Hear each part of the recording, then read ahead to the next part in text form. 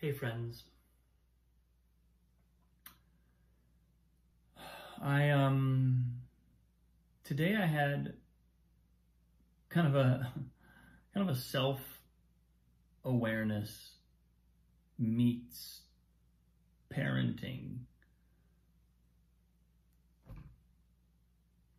insight come up.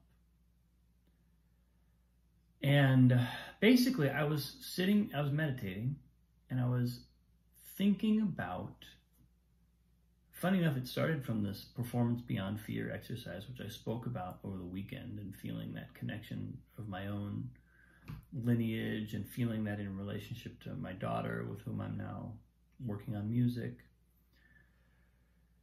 And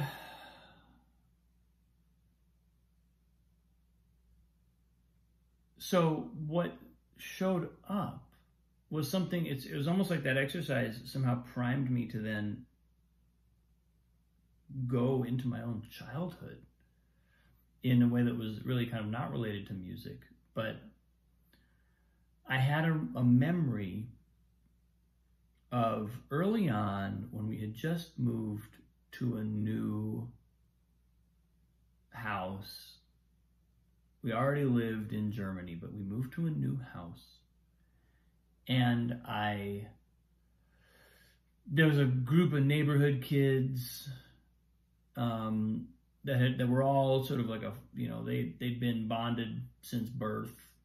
I was the new kid. Me and my brother were the new kids. And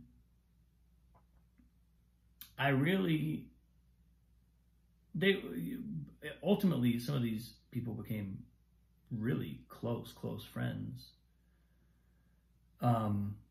But the entry was not so smooth. It's like that kind of in-group, out-group thing was at play, and I really felt like I was up against a group of people who like somehow wouldn't accept me. I was also American in Germany, so there's this kind of cultural, for all intents and purposes, I was a German kid, but there was just some rockiness getting started. And I remember one day we were out in the woods, and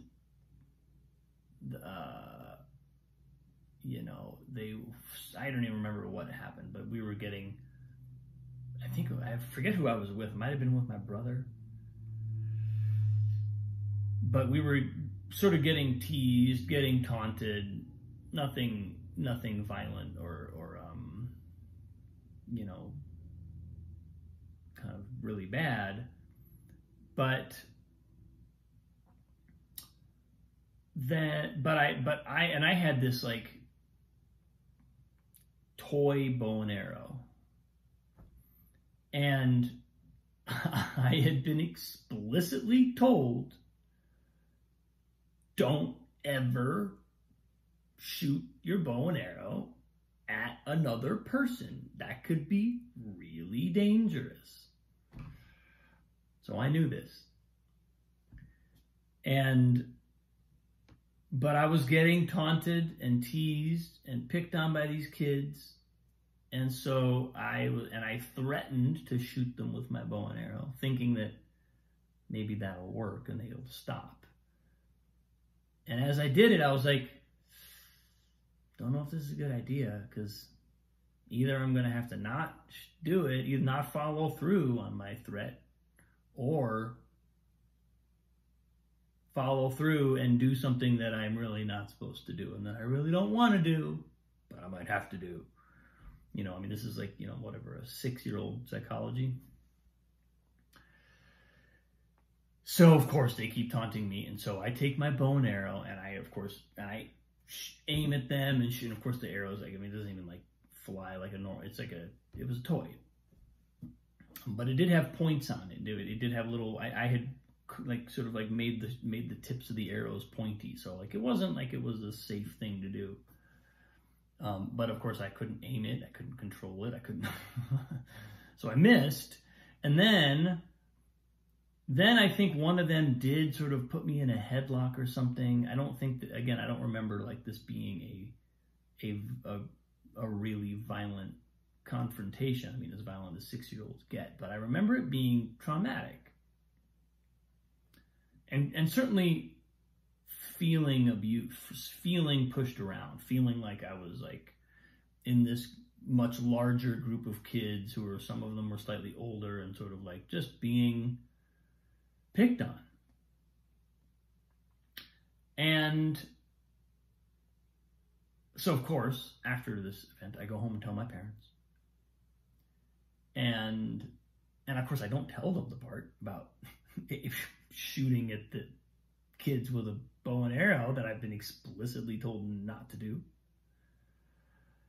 And I got some support. My parents were supportive of me in that. And then at some point, I forget, like it might have been like weeks later, that one of the kids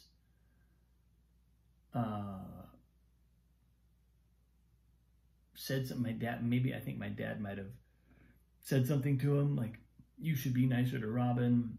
And then this kid told my dad that I had shot my bow and arrow at him, and so then my dad was upset with me about that. And again, can you tell I'm processing? I'm processing on my post. Like that's a new thing. Thanks for watching, by the way. I always appreciate your time and attention. Where I'm going with this is that what showed up this morning was a memory of not really being able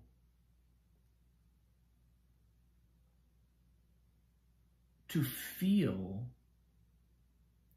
fully supported by my parents in this situation, because I was out of integrity with myself. I knew better.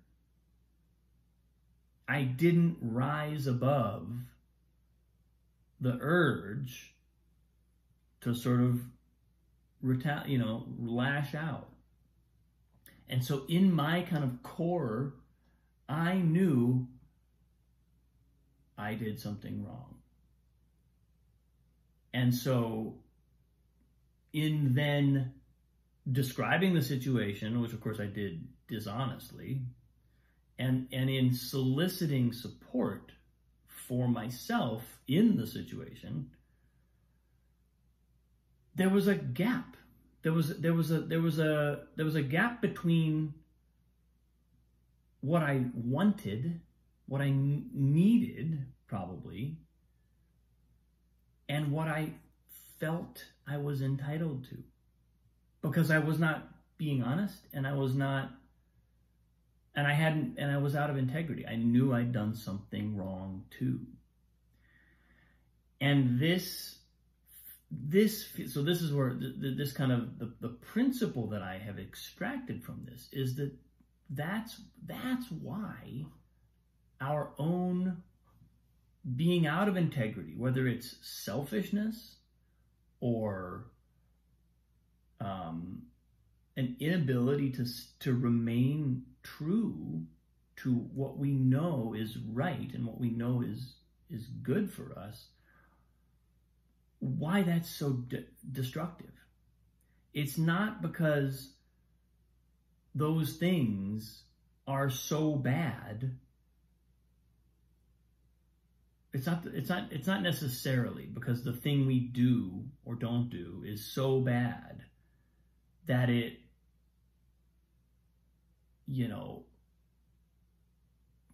that the universe can't recover from it, or that we somehow do so much damage that we destroy something, which of course that can happen too.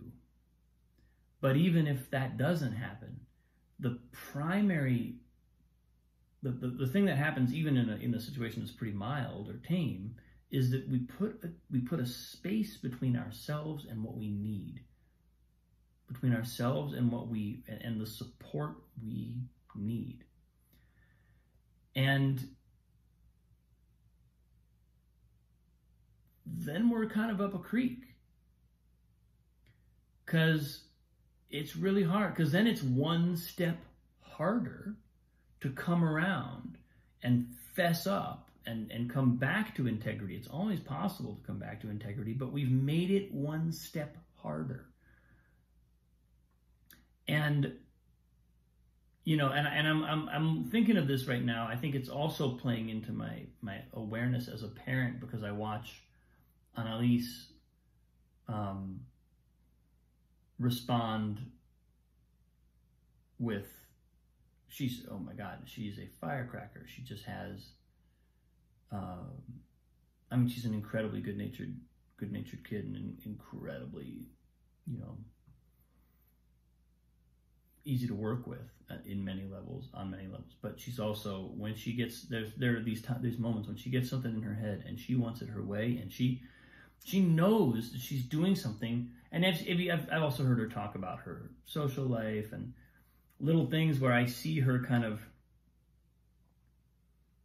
I think, stepping outside what she knows her integrity is, and then I see her responding to that and having to either come back from that or process that feeling.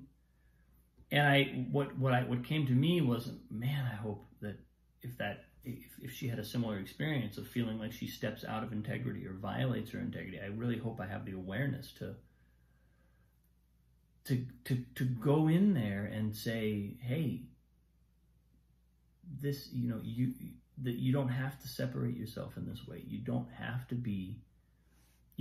to forego the support you need. You actually have the support you need, you know, because that's one of the reasons why I think initially I probably stepped out of integrity, is I didn't feel like I had the support I needed. I didn't know where to turn. I was totally powerless, totally overwhelmed.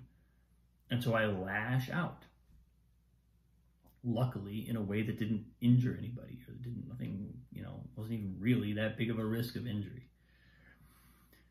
But watching, you know, feeling myself, had that memory of having stepped out of integrity and watching what happened, you know, and of course this is something I could go through my whole life and probably talk about other events where something similar has happened, and I've felt that separation, felt myself step out, and it's almost like when we step out of integrity and we create that gap from the support that we need, we delay our own healing. And in my case, this happened very directly in like a personal way with my parents, because I was a kid.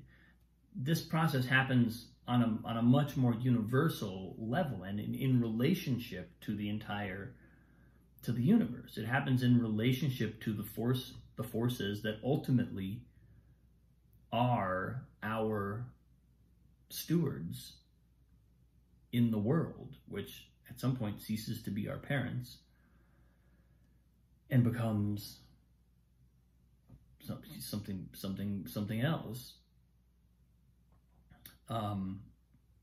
But we can step out of connection in that same way. And it's all we have to do is kind of know that that's happening, recognize that it has happened, and then step back into integrity and overcome the gap we've created.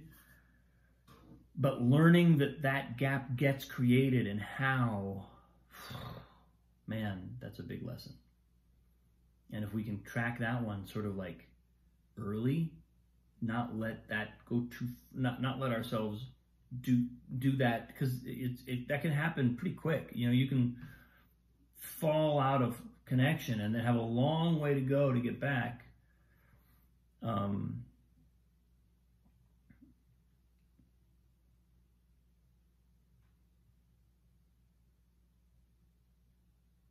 Yeah, I think, again, I'm talking about me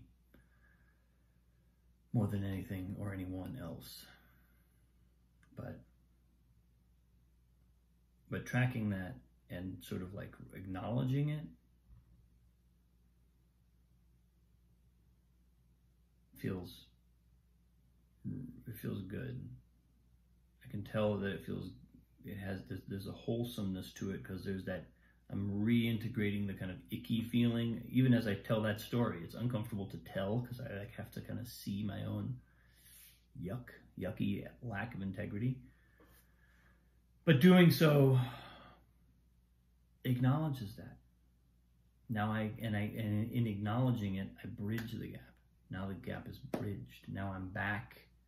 Now I'm not saying something I'm not. I'm not separating. And because I'm being honest with myself, I'm not maintaining that gap.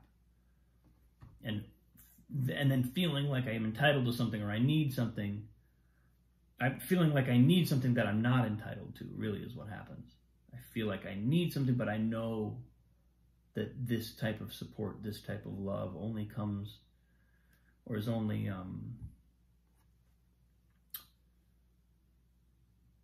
I mean, the love may be there, but it's my own love. It's my own self-acceptance that gets compromised when we start lying to ourselves in some way. So there's a lot here. This is, I feel like this is just a door that opened this morning, and there may be more coming up, but watching that mechanism take place of self-separation from connection, that's a big one. If we can kind of track that in our own awareness, then we can follow the breadcrumbs back to a place where we actually know without any doubt that we have everything we need. So, thanks, folks. I appreciate you. Much love. I'll see you tomorrow.